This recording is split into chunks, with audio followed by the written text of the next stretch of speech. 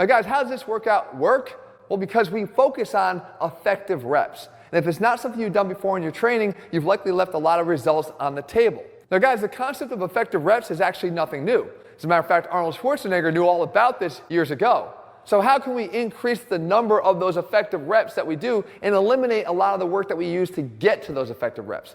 Well, that's where the 100 workout series steps in. Now, as always, guys, we're going to put the science into everything that we do. So for a chest workout, we're going to want to follow the fibers and hit the 3 different areas of the chest. First of all, we're going to hit that middle sternal area of the pec. We're going to do that with exercises that both take you to and across midline. We're going to hit the upper chest as well, the clavicular fibers, and once again, we're going to take exercises that take us through this low to high and up and across position of the arm. And then finally, we're going to hit those abdominal fibers or the lower portion of the chest. And once again, we're going to vary the arm angle to go from a high to a low position. But again, that's just the anatomy covering the bases. How do we do it is where it really counts. And the first exercise up is going to be a standard dumbbell bench press. Now, what you want to do is you want to take a weight that will cause failure in the 12 rep range.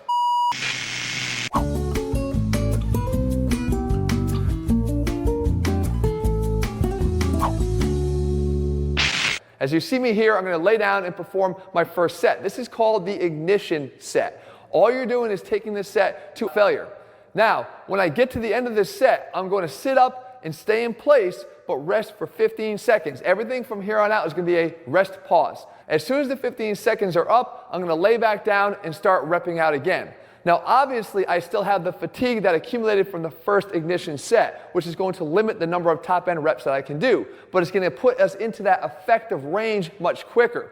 I perform as many reps as I can here until failure, and I rest another 15 seconds. I get right back into the next set, and I rep out again. Again, this time, likely fewer reps to failure. Maybe 3, maybe 4, even maybe less. It doesn't matter. Your goal for the exercise is to accumulate 20 ERs, or 20 effective reps. Once you've hit your 20 reps, you're done with that exercise. Now, how does this compare to, let's say, a standard 4 sets of 10 reps? Usually in those 10 reps, you get those last 2 that are the hardest. Well, that would give you effective reps in a standard 4 sets of 10.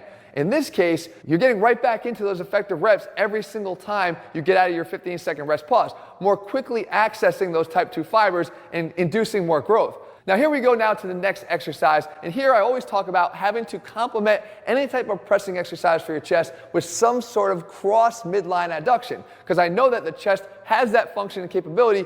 We have to tap into it. So I'm going to have a standard cable crossover, and we're going to do it again at the level of the chest.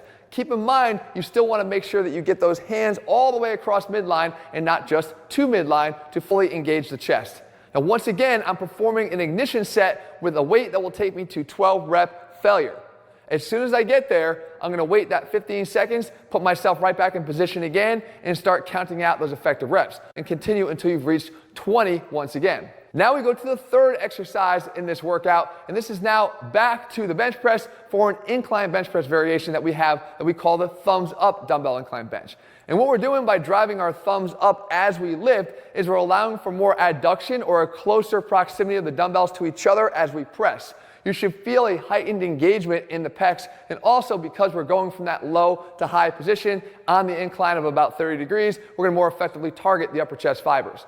Now, if for some reason you don't have access to an incline bench, you're not getting out of this one scot-free. You've got an alternative. Perform the flat bench with the underhand grip position like I've shown you before to effectively target the upper chest fibers, and maybe even stick one plate under the bench to create somewhat of a slight incline. Once again, the key to the effectiveness of this exercise, and the entire workout for that matter, is to choose the right weight for that 12 rep failure to start that ignition set. Now, every subsequent effort is going to be your all-out maximum. And that's part of the reason why, guys, we call this the 100 workout. Putting everything out there. For the third time in a row here, guys, we're going for those 20 accumulated effective reps. Now we move on to that lower chest, right? Because we still have to hit that, and we want to do that with our classic dip.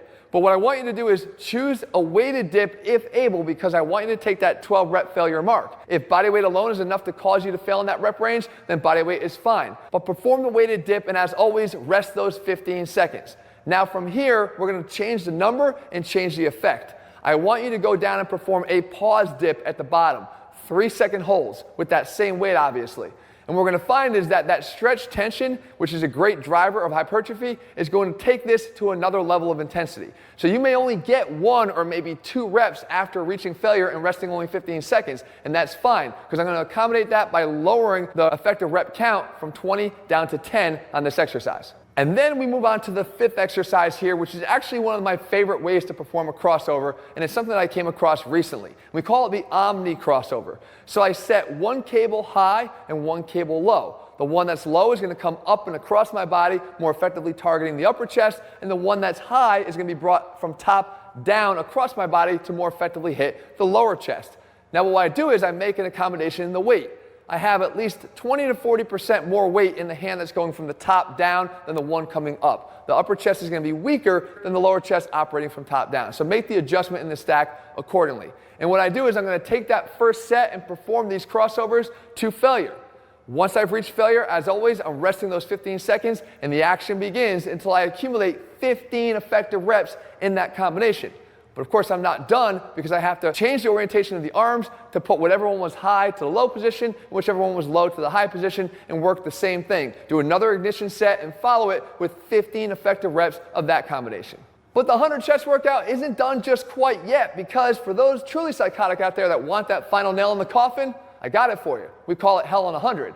So what you're going to do here is perform 20 static hold push-ups. And this is effectively a metabolic burnout that's not only going to test your muscular endurance, but more importantly, your mental toughness. And what you're going to do here is perform a push-up by lowering yourself down into that static hold position for 5 seconds. After you've held for 5 seconds, you come up and perform your first push-up. Lower yourself back down for 5 more seconds. After 5 seconds, you come back up to perform your second push-up. The goal here is to accumulate 20 push-ups, which means you're going to have a cumulative 100 seconds of static holding. Now keep in mind, this does not have to be done all in one